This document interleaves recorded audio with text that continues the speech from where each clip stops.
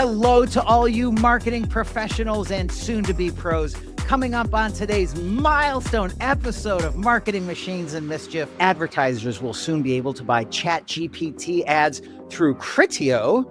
Havas is highlighting the advertising contributions from neurodiverse employees. And we have the new brand experience company Artists and Robots here to share their POV.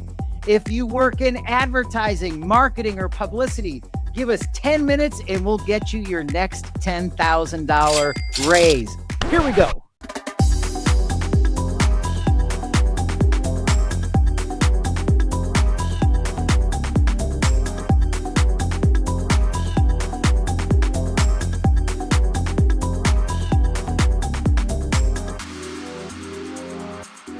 Welcome to the Jetsons' favorite YouTube show about marketing. My name is Matthew Newell. And I'm Chris Stone, broadcasting live from Orbit City on the Spacely Sprockets frequency. And this is the show that won't launch you into the marketing void without your jetpack. Matthew, are you ready for takeoff?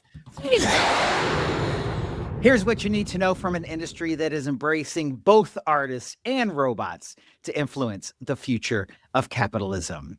Today's lead headline, OpenAI has started testing ads inside ChatGPT, specifically in the free and go levels of its chat product.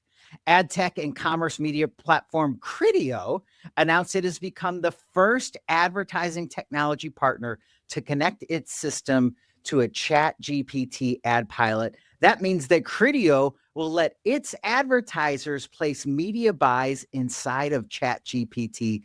The partnership is more than symbolic. It represents a shift towards programmatic AI advertising. Instead of advertisers going straight to OpenAI and doing big direct buys only, and as we noted on a previous show, the minimums are around $200,000. Criteo's integration gives thousands of brands access to ChatGPT's ad inventory through a familiar media buying workflow. So group, what do we think of this? I'm interested to see what this balance is going to look like, because to me, it's really about the balance, and it's hard for me to predict how that is going to affect the authenticity of the outputs and the signals that we're seeing.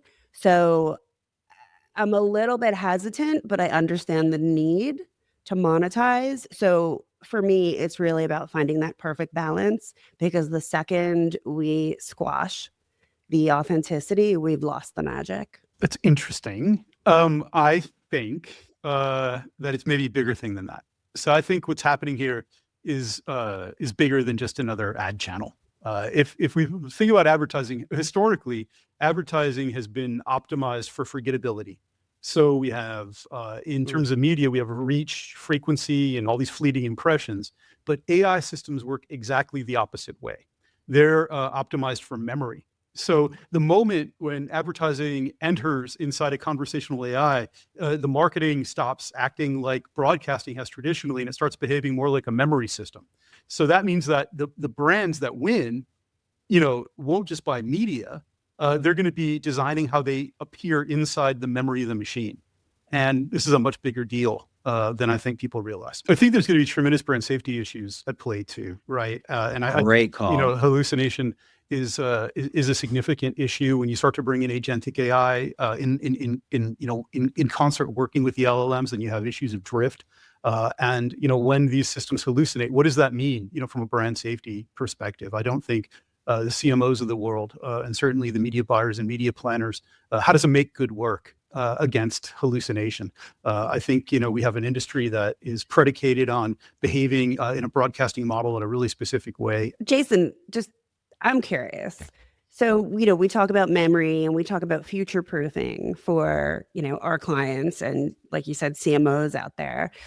What does it mean now in this new model when decisions and content that brands are putting out there right now are still going to be there in the future? And unlike old ad models where you could just erase a campaign, take it down, it's there. And, you've got machines thinking about it and turning it into something else. And it will be referenced in the future.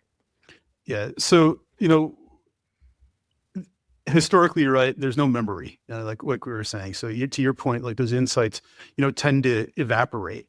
I think that, permanently stored decisions, doesn't mean that the systems aren't going to ever change. I think it means that, it's something, like a little bit more practical, meaning that if the system remembers, it's going to remember things like which audiences responded, which messages performed, what strategies failed, what signals predicted success. And I think that information becoming part of the memory level of the system is important, and the reason that matters is because once these memory systems move into place, then the economics of the whole thing changes, right? Because you're no longer producing a campaign, right? Because the intelligence compounds over time. So I'm not concerned about the kind of the error or the problem or kind of if it missteps, because it will quickly correct itself. So when the marketing system has a memory, then every decision is going to be a building block instead of having to reset over itself over time.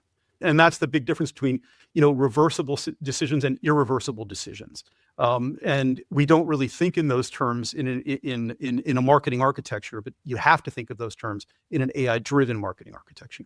Next up in our marketing queue, Havas, one of the European pillars of global advertising, founded in France in 1835, just a few years before I was born, has recently spotlighted the contributions of neurodivergent talent across its global network. This isn't framed as charity or corporate virtue signaling. It's a competitive advantage. Agencies are under pressure to prove creative originality in a world flooded with AI-generated sameness. Neurodivergent thinkers often display pattern recognition, hyperfocus, divergent association, and unusual sensory awareness. Those traits will produce unexpected creative and conceptual leaps, and in advertising, unexpected wins. Y'all have been around the block in advertising and marketing for a while. Neurodivergent talent, a big win. What's your experience? Always been extremely positive, and it's about time. Now, this isn't the first time that neurodivergent people have been working in our industry. I mean, that this is a very safe place to land. That's right. But for an agency to be standing up and pushing forward with an initiative, I think it's brilliant. Yeah, I'm in violent agreement with that. The whole point is in a world where AI can generate infinitely average work, the real advantage is going to come from unusual thinking. And right. And if we want to, AI is like flooding the world with like this competent mediocrity. And I think the whole thing is that the creative advantage is going to come from minds that can see patterns differently. And neurodivergent thinkers, are born into the world doing that. So I think it's magnificent. Do you think, though, that there's a potential, Jazz, that this trains AI to think like neurodivergent people? AI is already trained to think like that, right? Okay. I think that it's going to disrupt this, kind of theater performance that's happened inside of organizations as a result of AI being deployed. And what I mean by that is, kind of the routines that AI impacts on a knowledge level, right? Inside of an organization are disrupted when people who think differently enter, within those frameworks. And I think that's the real opportunity. I think AI adapting itself to neurodivergent thinking isn't like much of that's not a huge ask for it. Right. Right. You just think of it, kind of as a different kind of logic pattern. I think the bigger issue comes in, kind of people who walk in and out of meetings, expecting kind of similar results. And then you bring in a human being that doesn't process information in the same way. And then you get kind of that disruption, or what I like to call friction. Right. And I think when you add friction into the creative process, any kind of creative process, any kind of thinking process, that greatly improves the outcome. And I want to underscore something that Heather said. I would bet dollars to donuts that since the beginning of advertising and marketing, we have had neurodivergent talent within the agency spectrum. It's just that either one, we didn't know as much about neurodiversity back in the 50s, 60s, post World War II, and two, even when we did, it wasn't as freely talked about. So I love that thought. And to build on that, like, I'm neurodivergent myself. I have Tourette's, and the one thing that you learn pretty quickly is that if your brain doesn't process the world exactly the same way as other people's do, in creativity and technology, that difference turns into a powerful way of seeing connections that other people overlook.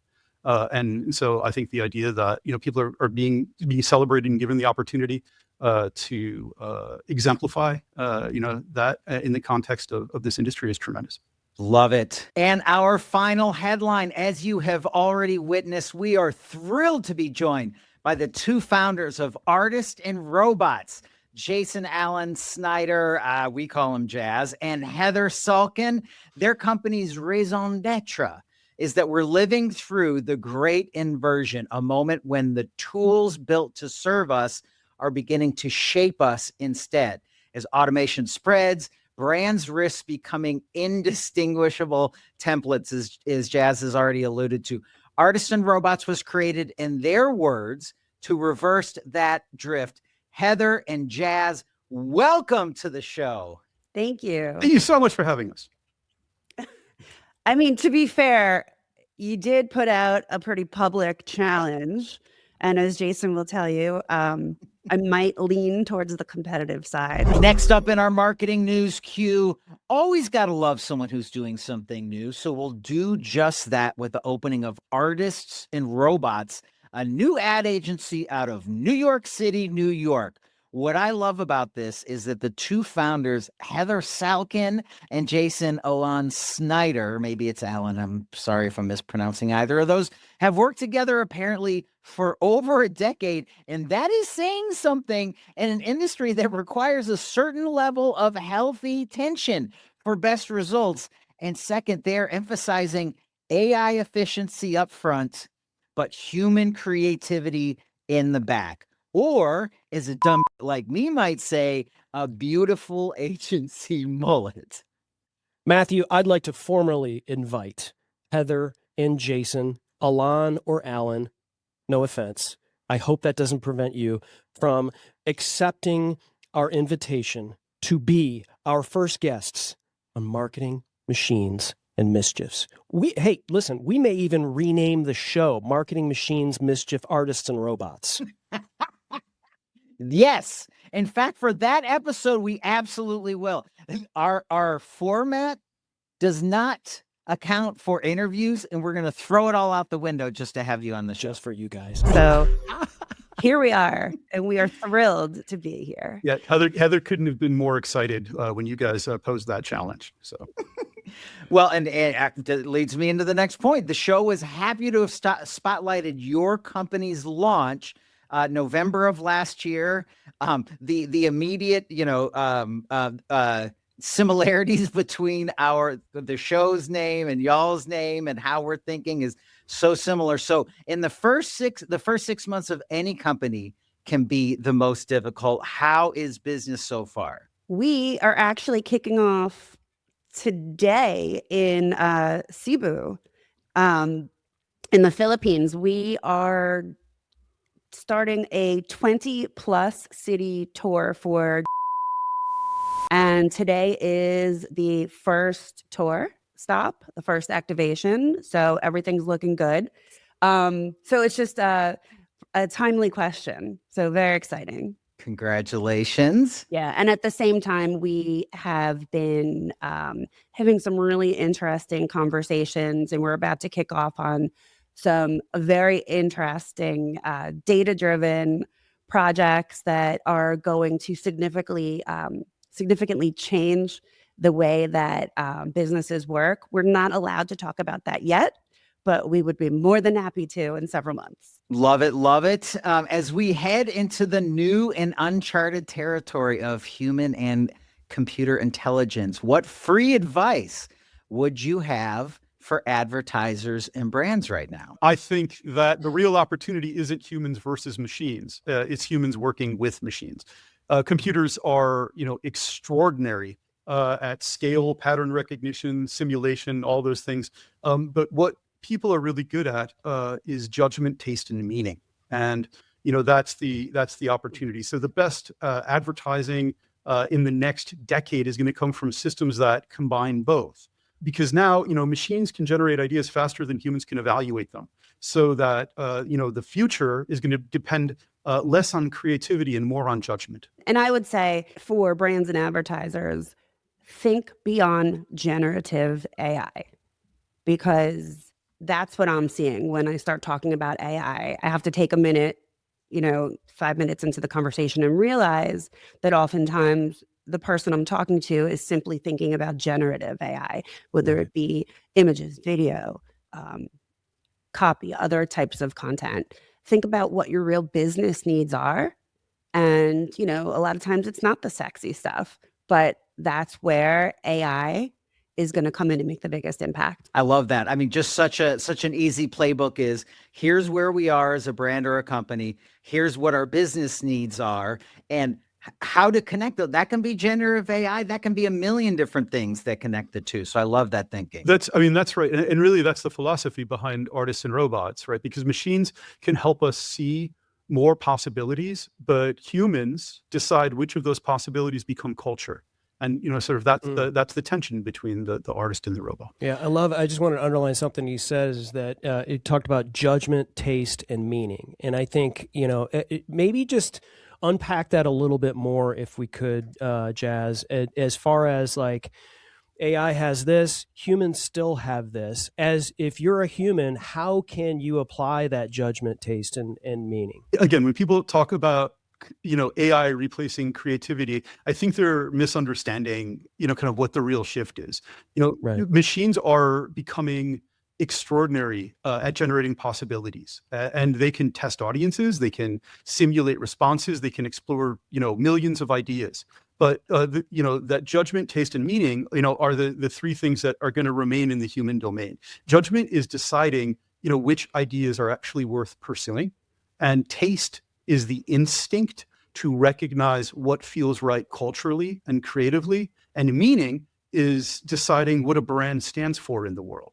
So AI can help us explore those responsibilities, but humans have to decide what matters. Chris and I, in part, started this show to help new and developing professionals in marketing and advertising. What advice would you give to anyone new or still getting their footing in marketing, advertising, or even in like publicity or PR? Well, for many reasons, including the current state of our industry, I think you need to roll up your sleeves, start playing around with AI tools, get out there, talk to people. Don't be scared of asking questions. Things are changing at such a high speed that if you blink, you might miss it. So don't be scared of what you know, don't know, lean into it. Talk to the experts, talk to your friends, talk to your coworkers, find a webinar that is going to teach you about something that you don't know. But I would also make an extra effort to listen to your clients to really understand where their pain points are, because if you are not there listening and finding solutions rapidly, somebody else will. Love that.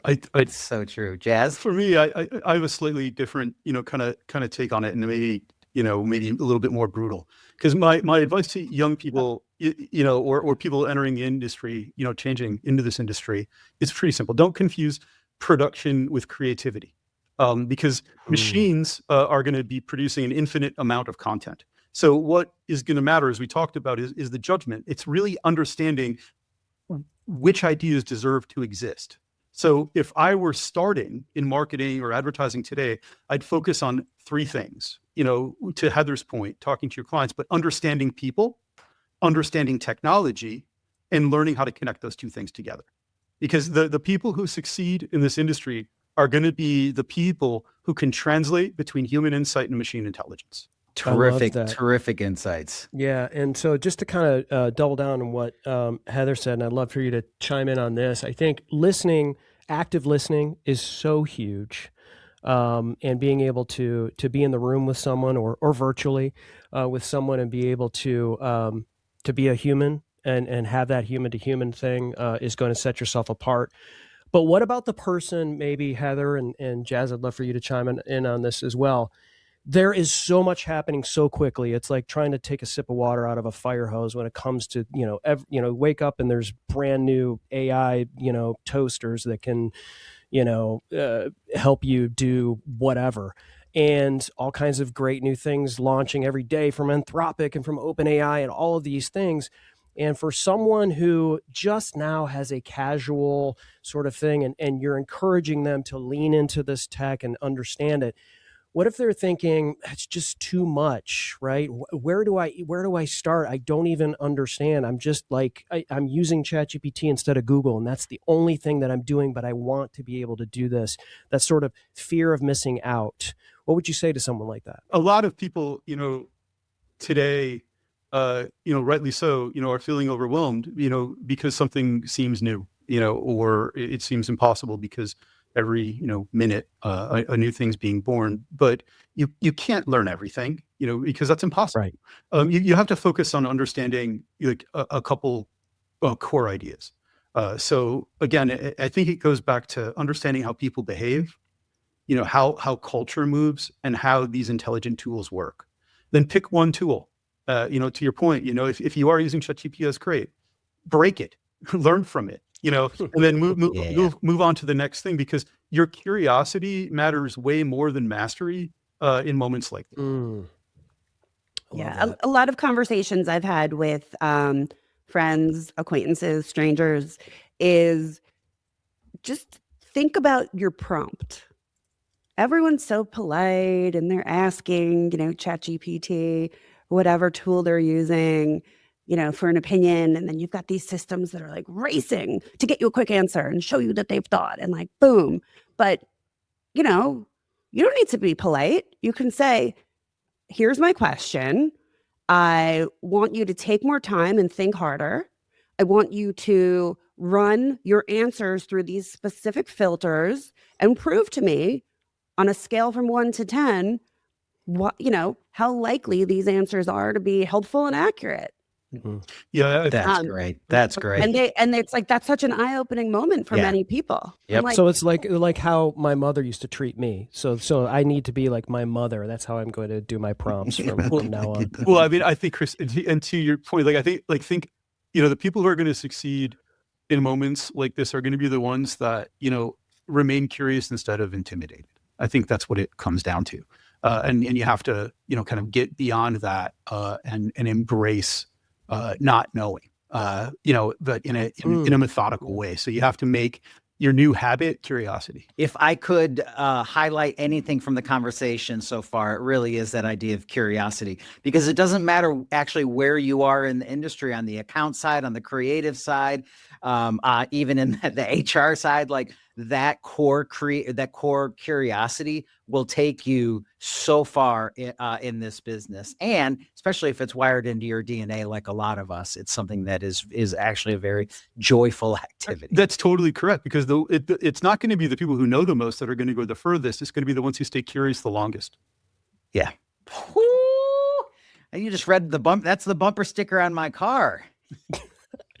You got a long bumper. It's a bumper. Yeah, it's got an RV. Well, and hold on, I'm just handing some breaking news here. Oh, look at this! Jazz has been announced on the Adweek 2026 AI Power 50 list. So congratulations, I'm Jazz, doing my on jazz that. hands. I'm doing my jazz I hands. like that. Jazz hands. Great. Are we doing spirit fingers? Thank you all for. What is this? What fingers? Spirit fingers. Thank you. Oh, spirit fingers. Chris doesn't have any daughters. I've got 2 sons. Exactly. Those of us with daughters know exactly what that is. Jason Allen Snyder, congratulations. That is prestigious. That's honorable. I know you are. I've known you for a very short time, but I know you are a very humble person. But seriously, congratulations. That's outstanding. Thank you guys very much. It actually means a great deal to me, because it wasn't kind of Adweek picking names out of a hat. The industry voted on who those people were. So wow, that's awesome. It's pretty cool to get that recognition. recognition from my peers, and there's some very profoundly brilliant, and creative people, on that list. And it's a big deal for me to be considered, among them. And it's also a huge responsibility, right? Because we are, kind of at a really important inflection point, and all the things that we just talked about. I think that the leadership inside of this, or who the industry views as leadership inside of this, has a responsibility to move forward in a way that is amplifies that responsibility, right, outwards. So. That is great. Well, before we run out of time, let's do some flash Q&A with our very special guest. I'll ask a question and each of us gives a very, very short answer. The first question is, what has been in your career your favorite marketing or advertising campaign that you've worked on so far? We'll start with Heather. I most enjoyed working on American Express Air Tennis, where we created a new technology to bring to the US Open fans several years ago on behalf of American Express, where we truly brought fans closer to the game of tennis by having them feel the puffs of air along as they played tennis. We were also sponsoring Venus Williams, so she had a big part in that. But just to bring the vision of this kind of tactile environment where you're not actually touching anything into this physical game, from your vision to fruition, and just seeing people enjoy themselves, it's still something that, brings great memories. That's terrific. Jazz, how about you? So I'm I'm an inventor, and I've invented all different types of technology solutions, and some of those I've reduced to practice and brought to market commercially. And so one of the favorite marketing things that I've ever done was after I invented the world's lightest, brightest, most durable solar lantern to fight energy poverty. And I co-founded the company that manufactured it. And the lantern is called Lucy, and the company was called Empowered. It's since been acquired.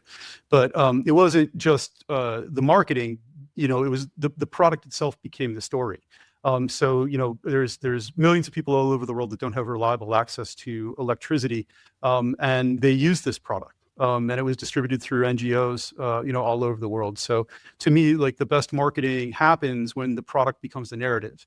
And in this case, that was the result of that. So for me, that was kind of the most meaningful and best thing that I've done. Flash question number 2. What is the biggest mistake you see brands consistently making these days? We'll start with Jazz. I think the biggest mistake I see is brands confusing activity with originality. So brands, produce more content than ever because AI makes it easy, but just volume does not mean that you are creating culture. So the real question, is, are we making something people are going to remember? Heather, what about you? I think that many brands need to be more cautious with some of the AI-driven content that they are putting out. I think that the time of testing generative AI in place of video, audio, content development, the kind of sandbox period has passed, and the quality that we are putting out there is really important. And I think that when we see audiences, and this is all 4 of us, as well as most of our industry and our friends and family, are now watching content, and they're no longer expecting it to be real. They're no longer able to trust their eyes. They're instead looking to see if it's real. Yep. They're going to find you out, and they don't like it. Great So call. I think that brands need to be extra careful with the content they put out there, particularly when it's generated. The next time you walk up to the microphone at an advertising industry event, what would you choose to be your walk-up song? Jason is going to shut off my mic when I say this, but I'm going to go with Yamar by Fish, a nice jam a live version, just super high energy, calypso, just having fun. Jazz? I'm going to go with Slippery People by the Talking Heads. Oh, Ooh, outstanding. Okay. great cut. Yeah. Christopher? Welcome to the Terror Dome, Public Enemy. Oh, wow. Wow. That's a bold choice. I would also use that as my cage walk-up music at the UFC. So it just 100%. kind of it works. 100%. That's right.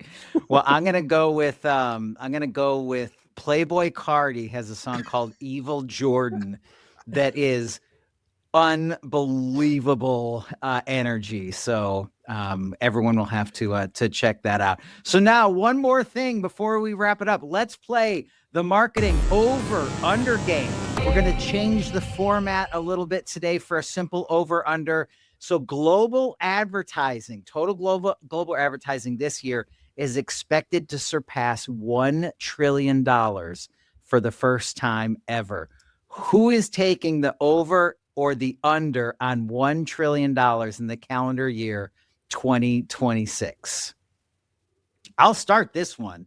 I'm going over, mainly because once ChatGPT opened up its doors to advertising, I think that's going to produce a significant uptick. I don't know if it'll be in the billions of dollars, but it'll get there. Yeah, and as Jazz and Heather determine their over under, I'm gonna underline that and say way over. I think just the physical Yellow Pages ads alone will cross the trillion mark for sure. I'm going over too, but that's because I'm also thinking about what's being quantified as, advertising. And I think that the systems that are being built behind the scenes are going to take a great portion of that budget as well.